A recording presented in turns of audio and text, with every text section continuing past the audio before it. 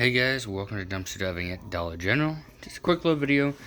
I couldn't film at the dumpster. I was gonna take everything out and film it there, but two cops showed up, so had to get going. So, well, they weren't rude or anything. They were just curious what we were doing. These are like for like ice cream sandwiches, I think. I think that's what they're showing on the picture. Kind of cool. Got some more crackers.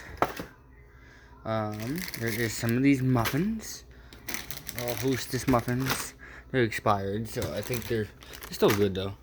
Some more crackers. We have some of these. These were wet at the time. It was hot in the car today, so it kind of dried out. Hot and spicy Cheez-Its. I didn't take everything there because some of them were really wet and disgusting. There's a few things I left. There's some of these wafers, which are kind of good for snacks or something like that. Some of these nuts.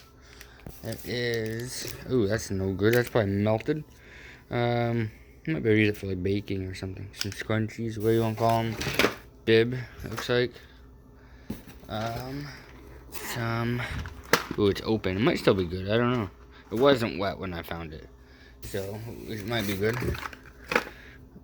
Some of that. This was lemonade. No, it doesn't look like lemonade. That was from the car. I just took it out. There's some of this, some Sensodyne. There's cooling rub. Might have to try some of that. Some more wafers. And pineapple. Dried pineapple. Migraine relief. And some more wafers. So that's what we got tonight, guys. A great night, I would say. Decent night. Actually, there is one more thing. Actually, no, there isn't. That's it. That's everything. Because I put that stuff in the box. Yeah. Alright, that's it. Yeah. Just a quick little night. Leave a like, subscribe down below. And as always, guys, thank you for watching. And have a great night.